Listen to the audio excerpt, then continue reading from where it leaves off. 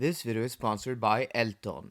Hey guys, Chris here. In this video, we are doing the long trip test in the Volkswagen ID.BUZZ. So today, we're going to find out how well this car performs while going on a longer trip. Today's route, 610 kilometers or almost 400 miles. And even though this car has a WLTP rated range of 417 kilometers, the average speed today is around 100 kilometers an hour or 60 miles per hour. And that means we're not going to be able to get close to that WLTP rated range. And that means to complete this trip, we're going to have to charge once, maybe even 2 times. And will we be able to get that peak charging speed? Will we have any issues with chargers? Will there be any queues at chargers? All of these things will be explored in today's video. And then at the end of the video, we're going to put this car into a chart and rank it according to how many minutes we had to spend charging to be able to complete this test. So without further ado, we're at 100% and I'll see you guys on the road. Ooh, put it on me. She my little pontoon shawty. It's okay at the lake, it's a party. It's a motherfucking party, and it's about to go down. Ooh, put it on me. She my little pontoon shawty. On the way to the lake, ooh yeah, it's a party.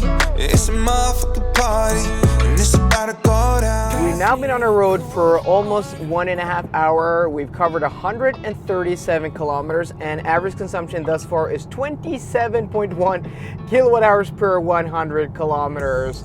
Here, the weather isn't too bad. You can see the road here is drying up. There's a little bit of drizzle, but we've had pretty harsh rain to mild rain for about 45 minutes an hour.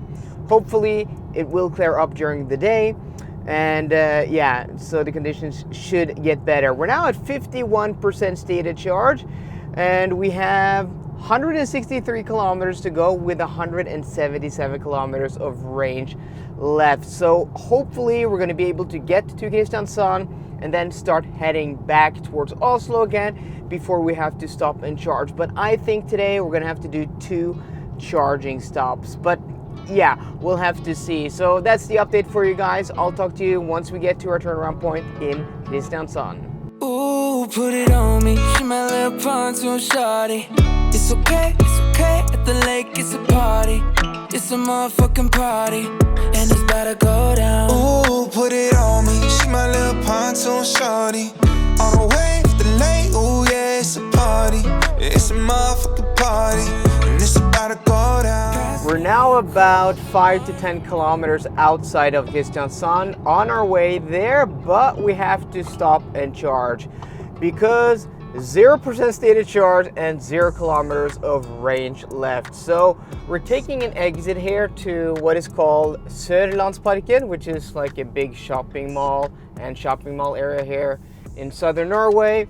And they have a new Circle K charging station over here with 300 kilowatt chargers. I'm guessing these are Alpitronic hyperchargers, and there should be like 3 or 4 of them, and hopefully that's going to be good because this car does have a peak charge speed according to Volkswagen of 170 kilowatts, but I've actually seen 183, almost 184 kilowatts from an Alpitronics hypercharger that could deliver like 225. So we're 800 meters from there. We're going to make it. It's just up the road. We're now connected to the charger, so let's hop into the Elton-app, and it recognizes that we just connected to this charger, so let's just start the charging, and you can hear the clicking of the relay on the charger. So this is a new charging station, pretty cool. They have 4 of these Alpitronics hyperchargers, which are 300 kilowatts, 2 over there, and then 2 here. And since we're using the Elton charging app, this video is sponsored by Elton, which is the most awesome charging app in the Nordic countries. You can charge in Norway, Sweden, Finland, and Denmark. And it's pretty cool. With one charging app, one registered payment card, it will let you charge at almost all charge point operators in all of these countries, making everything super simple. So let's take a look at the charging screen now. 0% stated charge.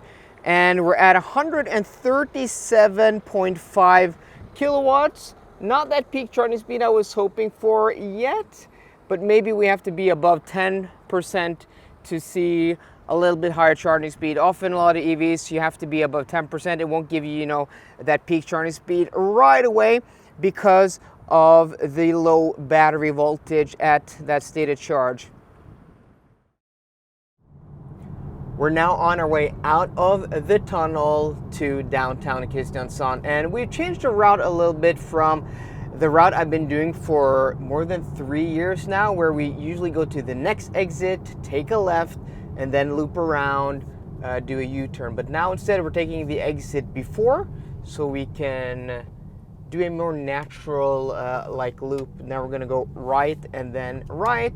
This also gives us an opportunity if we want to stop and do something, if I want to stop and check something, so we don't do that in traffic, because I can do that here on this street. But okay guys, we are here with a consumption of 25.1 kilowatt hours per 100 kilometers. At our charging stop we charge to 60%, so from 0 to 60%, and for about 23 minutes. But we're going to have to do another charging stop.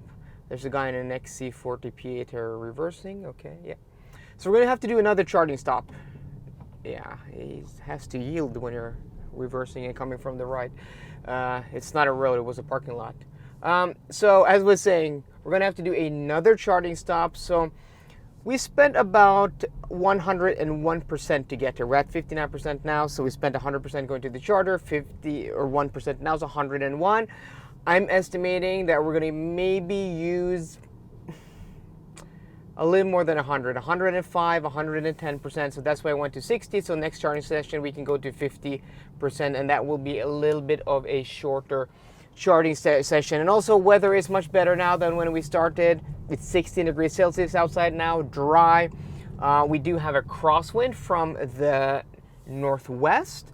Now we're heading northeast, so that should be a crosswind. And once we hit Larvik and start going straight north, then we'll probably have a headwind again. But hopefully once we get back to Oslo and start getting close to Oslo, the weather is going to be nice again, because the forecast said it was going to rain until 12 o'clock. Now it's 1 o'clock, so I'm crossing my fingers that for the rest of the trip we're going to have pretty decent weather. Ooh, put it on me. She my little pontoon shawty. It's okay at the lake, it's a party. It's a motherfucking party, and it's about to go down. Ooh, put it on me. She my little pontoon shorty. On the way to the lake, ooh yeah, it's a party. It's a motherfucking party, and it's about to go down. We're now here at our second charging stop here at the brand new recharge chargers here at the Shell station in Rugtvedt. So they have 1, 2, 3, 4, 5, 6, 7, 8 of these 200 kilowatt chem power chargers. So usually these are 150 kilowatts, and this says 150 kilowatts on the sticker, but on the screen it said 200 kilowatts, because these can actually go up to 500 amps now. So we're gonna see if we're gonna be able to get, well, we only got 137 kilowatts of peak charge speed at our last charging stop, so I'm guessing we're not gonna get more than that. But usually if these were, you know, the normal recharge chargers, which are limited, I mean the normal chem power recharge chargers, which are limited to 300 amps, we're not gonna get more than maybe like 120, 125 kilowatts max. But look at this, guys, we are getting more than that. We're actually getting 137, 138. Oh, look at that, guys. Now things are ramping up. This is super interesting. Look at these. So these are really cool, these new chem power chargers. 200 kilowatts, so we're getting, look at that, we're getting much better speed than we got at the charging stop we had in Sørlandsparken. 165, 160, can we get 180? I peaked at this, peaked with this car at 183.9 before, but look at that, guys, 180 kilowatts.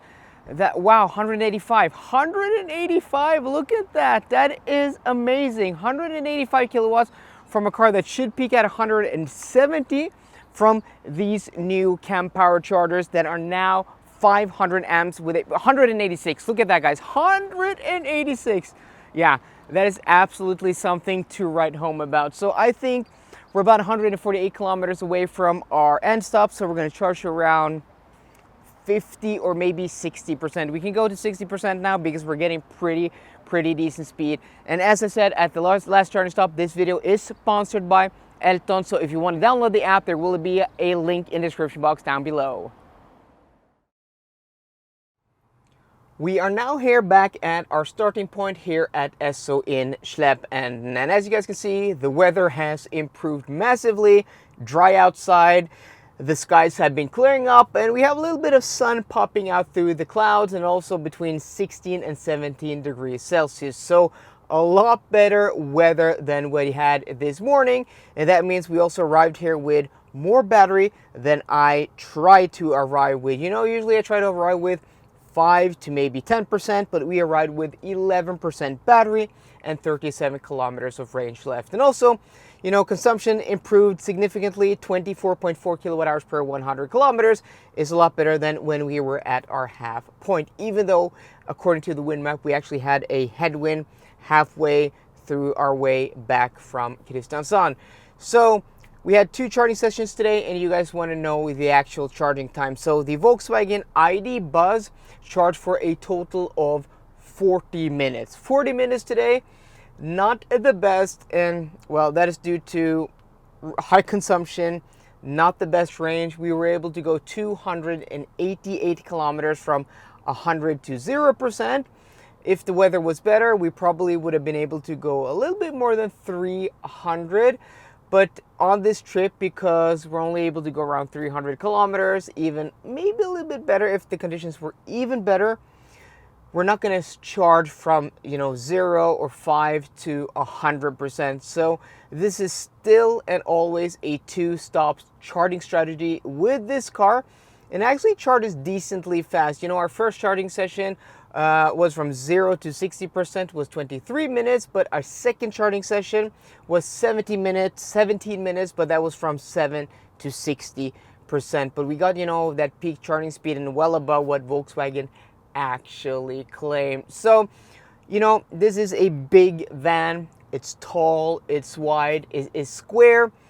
It's not going to, they're not going to be able to, you know, get a lot more range out of this car. Maybe smaller wheels, but these wheels are very aerodynamic. So smaller wheels, more efficient tires. But I think, you know, the big thing for this car is a bigger battery pack, and that will probably happen in the future when this gets the same battery pack as in the upcoming Volkswagen ID.7. But still, I mean, it's an okay result considering the size of car. 40 minutes for going 600 kilometers isn't too bad, and especially a car like this, we're gonna fill it with people.